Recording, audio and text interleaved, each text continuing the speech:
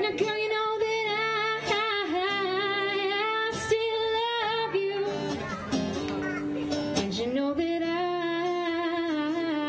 I'm so alone. I don't know why I told you that I didn't need you. Can't you see that, baby, I was wrong. You're so right.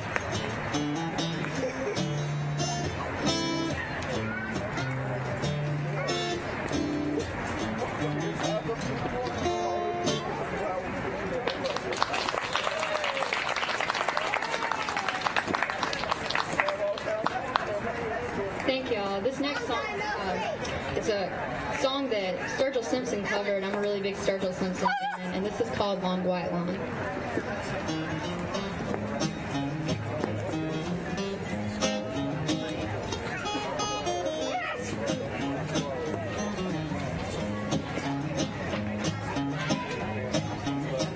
Won't be around this old town anymore for a long, long time. Gonna hit the road, start looking for the end of that long white line.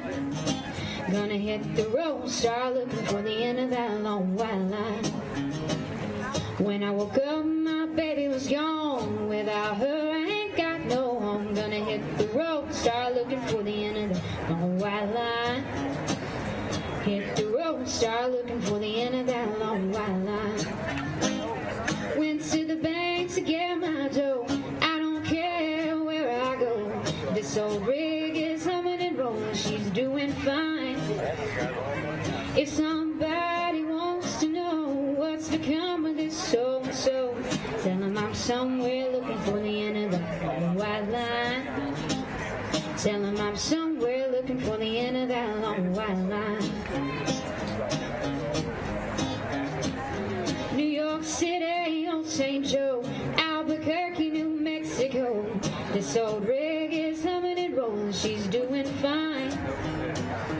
If somebody wants to know what's become of this so-and-so, tell them I'm somewhere looking for the end of that long white line.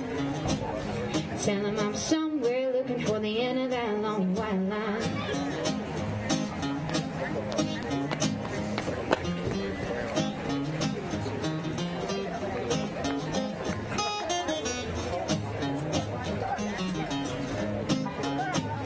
New York City, Old St. Joe, Albuquerque, New Mexico. This old rig is humming and rolling. She's doing fine. If somebody wants to know what's become of this so-and-so, tell them I'm somewhere looking for the end of that long white line. Tell them I'm somewhere looking for the end of that long white line. Won't be around this old town anymore for a long, long time. Gonna hit the road, start looking for the end of that long white line. Gonna hit the road, start looking for the end of that long white line.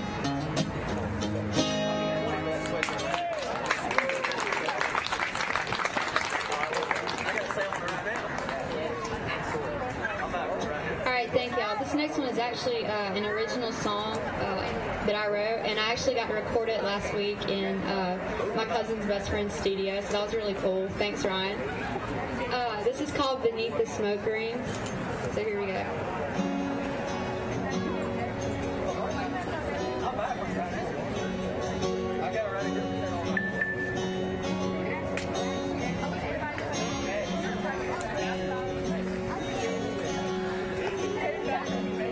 From the outskirts of Houston, as a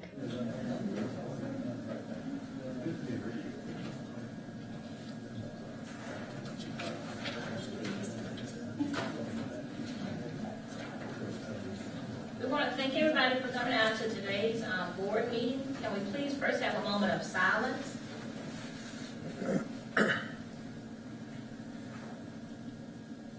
Thank you. First item on the agenda is to approve the agenda. So do I hear a motion to approve? So moved. Do I hear a second? Second. Any questions at this time? All in favor say aye. Aye. All opposed say nay. Motion has been approved. Second item on the agenda is to approve the minutes from July 30th and August the 5th, 2019. So do I hear a motion to approve? So moved. Do I hear a second? Second. Any questions? All opposed? All in favor say aye. Aye. All opposed say nay. Motion has been approved. Next item on the agenda is to approve the financial statement. I'll turn it over to Dr. Hicks. Board members, you have before you, been provided the bills and accounts, financial statements, and bank account reconciliation for the month of July of 2019. Highlighting for this period, utilities for the period of June 8th through July 7th were $29,720.95, which was a 17.2% decrease over the same period last year. Sales tax for the month of June were $325,815.96, which was a 9.8% increase compared with the same period 1 year ago. Board members, if there are no questions, I submit the monthly financial report for July 2019 and recommend them for approval. I just have one quick question. The $3,900 invoice from McKean Associates. That was the last that we had for to repair the hole that was underneath the bleachers at the architectural fee. Anytime it's over a certain dollar amount, you have to go through architects, and they're state-approved architects. So that was the last of the money that we had to spend for them for that project to be totally complete. That's been out of Randy funds from. That was spent from last year's like tech facilities money that we got. That was like $100,000. That's what we had to spend on to fill out all those voids underneath those bleachers.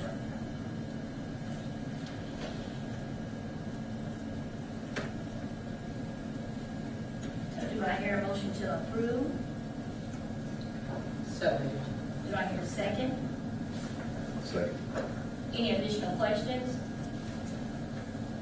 All in favor say aye. Aye. All opposed say nay. Motion has been approved. The next item on the agenda is personnel, and I'll turn it over to Dr. Hicks. Board members, you have before you personal action for August 19, 2019. If there are no questions, I'd recommend personal action be approved by the board.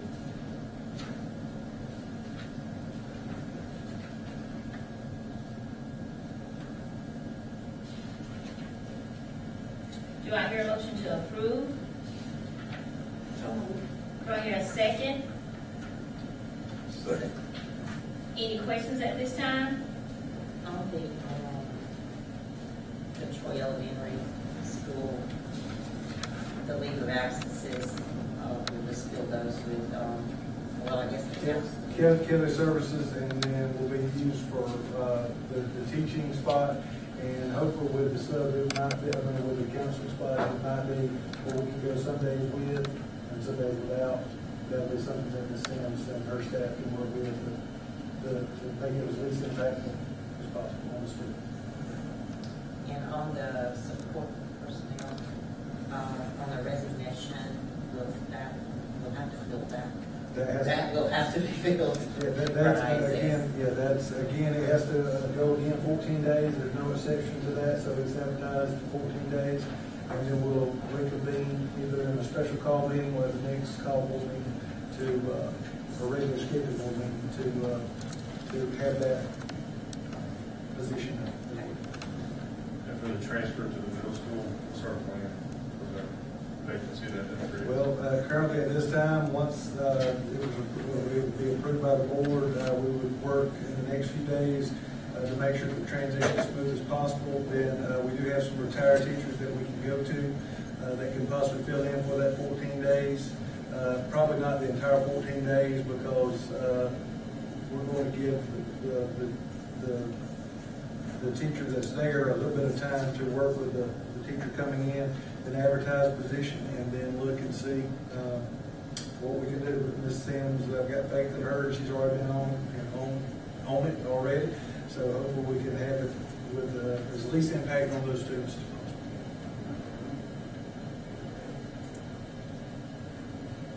So do I hear a motion to approve? What about the McBride's position at ISS? Is that something That Roxy had asked, yes, sir. It's a position that we had to wait for 14 days. that that one has to wait 14 also. Yeah, we have to wait. Everything that we have now, the state's taken away the emergency type track where you can advertise for either 7 days, sometimes it's been even less than that. Sometimes you can do it in 48 hours back in the day, but now you have to wait 14 days no matter what. So we have to, and it can, as you can tell with certain things, it can snowball. If certain people got positions, it could snowball where we could have positions open, all they filled in by either subs or either by temporary people for up to, until October, November. So it's just what we have to deal with now. No problem. Do I hear a motion to approve? So moved. Second? Second. Any additional questions at this time? All in favor, say aye. Aye. All opposed, say nay. Motion has been approved. The next item on the agenda is to approve the athletic supplements. Turn it over to Dr. Hicks. Okay, board members, you have before you the athletic supplements for the 2019-2020 school year. If there are no questions, I'd recommend the athletic supplements be approved by the board. Why is such a drastic increase in football? There's not an increase, it was a decrease. Okay. So that's every 3 months opposed to everybody else monthly? You're looking at 2018-19, but then there's a 2000, the newer one is what comes off, is what we actually paid. I gave you all an old copy to show you what we had actually cut down from. So that right there is actually the new year's. Actually, there's a savings of roughly $16,215.10, which the original $16,454 came out of football, but then the 4% pay raise went into the 10-month salaries, and then the creation of dance and the creation and the sustaining of wrestling increased. But again, with the money that we saved on that we cut from football, as we're still at $16,215 we did better this year than in the past. And why is it 3 months opposed to a month? Which means, what's Like where it has 3 months, 53 days, and everybody else has 1 month? the head football coach is athletic director, that's athletic It's director. 12 months. 12 months instead of before, 10 months. and the rest of them are 10 months. Okay. So we saved 16, so what we saved 16. This upcoming year will be $16,215.10 to be exact. Right now, some of these positions won't be filled, they're to be announced.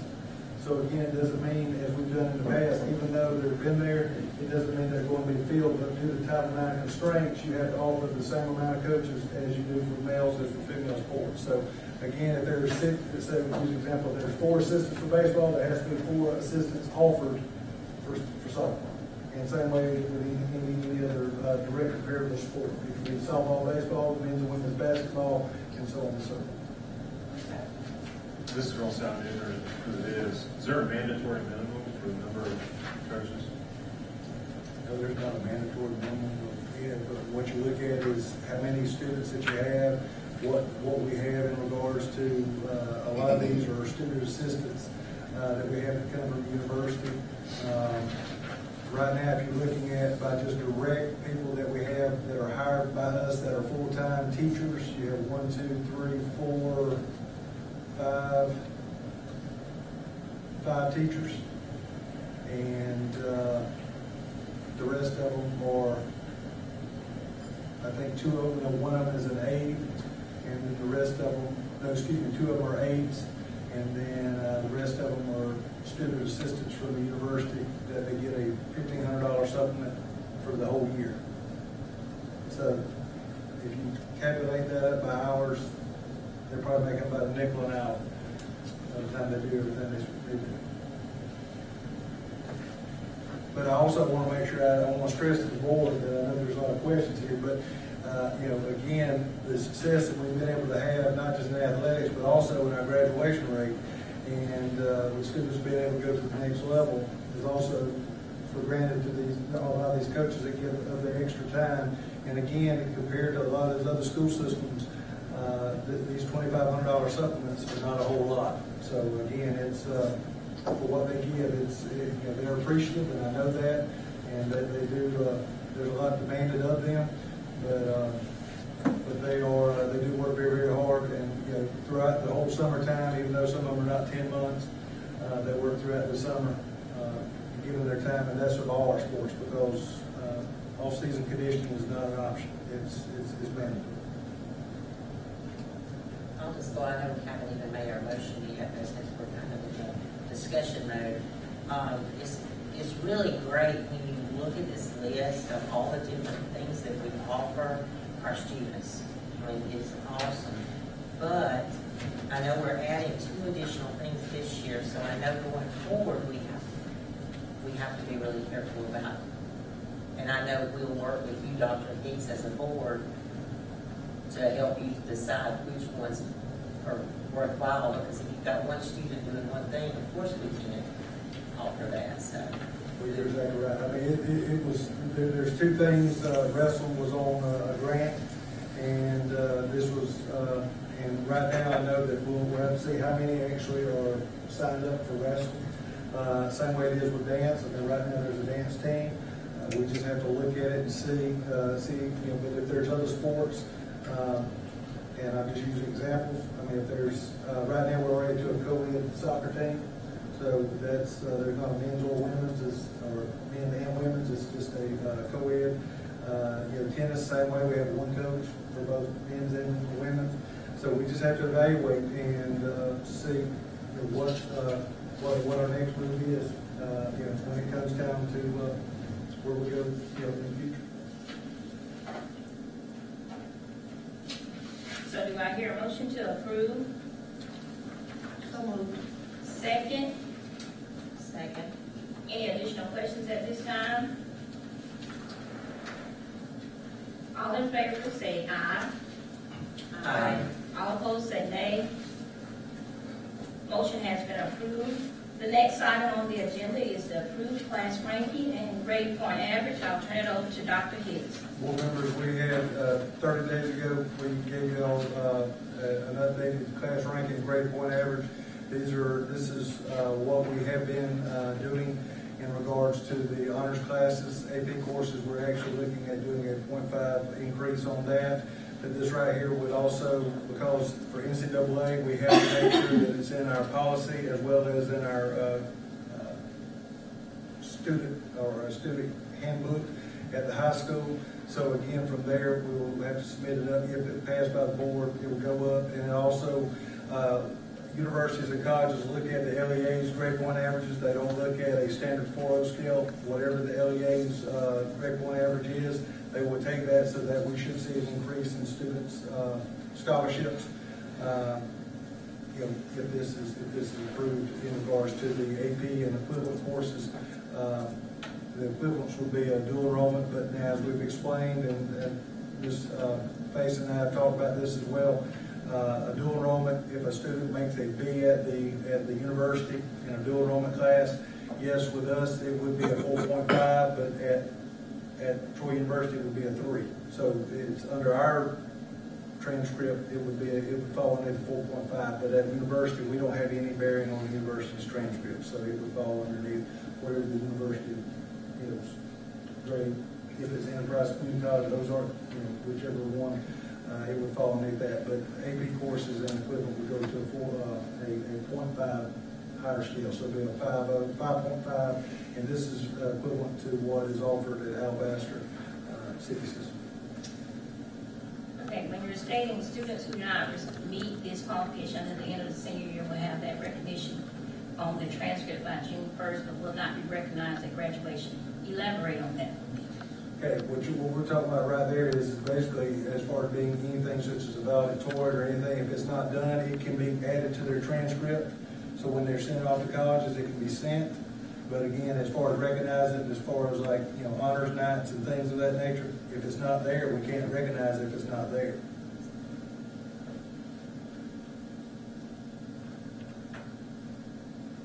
But we're not having a cutoff date where it wouldn't be put back on there. So again, if the university wants that, you know, wherever they're going, wants an updated version of their transcript, then they can, you know, they can get it as long as it's past that June time frame, or as long as it's in by that time. Okay, so to be a valedictorian, you have to earn a 4.0 It's just who has the highest GPA. I mean, and again, by our students, pretty much we've not had any issues with our valedictorians and salutatorians. Again, they pretty much work themselves out. This right here is ultimately just to reward students that want to go above and beyond and take those AP courses, because honors classes have moved up as well. So we did that with AP courses to reward them as well. Okay, but this states the requirement for valedictorian will be any student who earns a 4.0 and above, and salutatorian will be any student who earns a 3.8 to 3.99. So those are the stipulations just to be the valedictorian as well as your salutatorian, correct? The minimum. So that probably needs to be clarified. Me reading that states to me, if you don't have a 4.0, you're not going to be qualified as a valedictorian. And if you're a salutatorian, you have to have a 3.8 to 3.99. So parents may not really get it like I'm not getting it. It may need some more clarification so it's a better understanding to the student as well as the parent. What's, pardon me on this right here, but what's not clear about it? I mean, I'm just. Okay, you're stating part of the requirement, but this states you have to have a 4.0 and above. So in order to be a valedictorian, it's stating you've got to have a 4.0 or above to be considered a valedictorian, correct? Yes. Okay, that's my understanding. But in all likelihood, our valedictorian will have above the point four. Well above a 4.0 and well above a 3.8. It's just basically saying that if a person has a 3.2, and that's the highest grade point, if it is, we all need to be relieved. But again, if somebody does have a low, then again, it's, we're having a minimal set right there, and that's just, again, that was going off of the guidelines that it eliminates with a lot larger school system, that it kind of clarifies. Now, we've not had any issues with the valedictorian. We've not had any of those issues. But again, it is, but as far as the clarity of it, again, the minimal requirement is a 4.0. So, but if that, I'm trying to think out what our valedictorians are usually, they're usually like in the 4.2s and 4.3s. I've never seen anybody that's, but if they're taking honors classes, just honors classes, they will be well above a 4.0 if they're making A's and B's. And this is in effect as of once we vote on it today? When the board, we'll send it to the attorneys, if we put it in the board policy, we'll submit it up. If it's not approved, then we'll readjust it and do whatever we need to do. I mean, And for the freshman class, that will be, everything will be grandfathered in. Okay. So again, freshmen start now, anybody that comes in, and everybody else that's in school now will be grandfathered into this process. So we would work with, so if a student that's a senior this year took an AP course, it will be retabulated when we go into the computer system and retabulated so their GPA will be selected. just so I'm clear, because I share Ms. Pollard's confusion as to this sentence. The requirements for valedictorian will be any student who earns a 4.0 and above. So we will have multiple valedictorians if they have above 4.0. And then we have a top valedictorian. Okay, well, again, I say that, we're all splitting hairs here, and I'm glad that we are doing this. Again, basically, we go by who has the highest GPA. But if we have 50 people that are all with 4.0 GPAs, then basically everybody, if they're all equal, again, we'll take it out as far as it usually goes.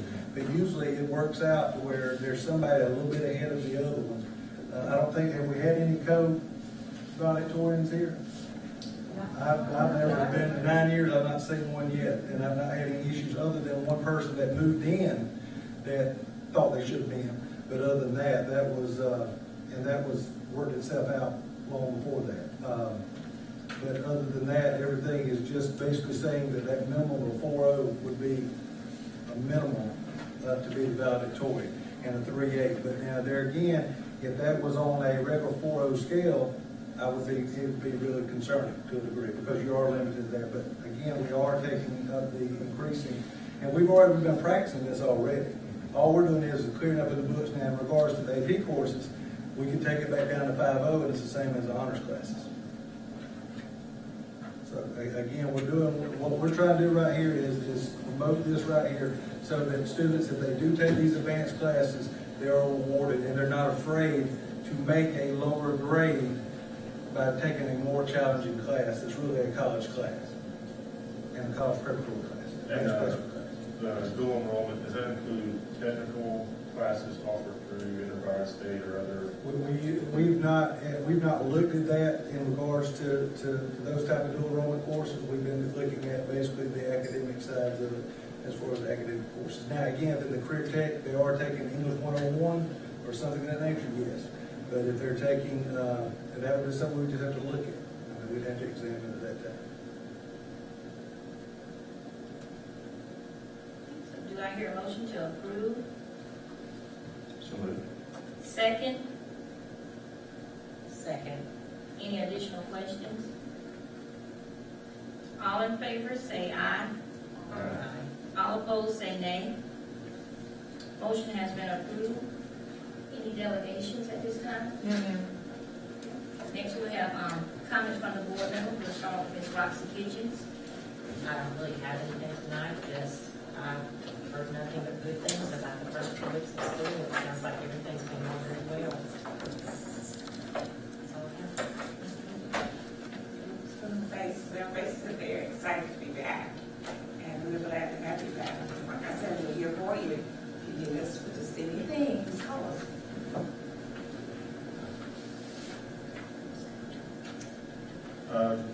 Just echo comments, seeing a good start to school. I think that's evidence of the hard work of our teachers and administration in terms of getting our schools ready, getting our students ready, getting our families ready. I want to express appreciation for CGI and the work that they have done out at the elementary school on the playground, along under the leadership of the PTO. We're blessed with a really strong PTO at the elementary school, and I want to say thank you to our leaders for the efforts that they're doing. I'd like to echo all the other board members' comments, and also like to congratulate Dr. Kelly Roberts on her new appointment. Just looking forward to a good school year. Well, I want to thank everybody for coming out to tonight's board meeting. And then I wasn't here on last week to tell everyone to have a great school year and continue to be the great leaders that you are, because you never know what impact you're making on the student and what lives you're changing. Just a simple, hey, how you doing goes a long way. And just continue to be the great people that you are for the city of Troy. And thanks for everybody coming out today. Next, Dr. Hicks. Thank you everybody for being here today. Thank the board for the hard work and dedication you have for the students. Again, administrators, thank you for getting the schools ready, and teachers for starting and having a great beginning of school with the students. And again, everything we've done is for students. And again, every challenge that has been stated that they couldn't do or they would never do, they've done. And so that's the reason why we have to step up our game every day, and that's the reason why we have to step up our policies. That's the reason why we have to step up things, because we have to keep up with our kids, and because when we throw new stuff at them, they won't, and they fill it up. So again, thank the students for the hard work, dedication, and it shows, and thank the administrators and also Ms. Faison. Thank you for filling in such on the staff there as the interim, and they've done a wonderful job. Appreciate that. Elementary, obviously they did a great job. Mr. Brown, thank you for being short-handed and not saying a word. So again, I appreciate everything y'all do, and thanks. Looking forward for a great school. And Mickey, thank you, sir, and Ms. Mitchell, also thank you. Last item on the agenda is to adjourn, so do I hear a motion to approve? So moved. Second, Second. meeting has been adjourned.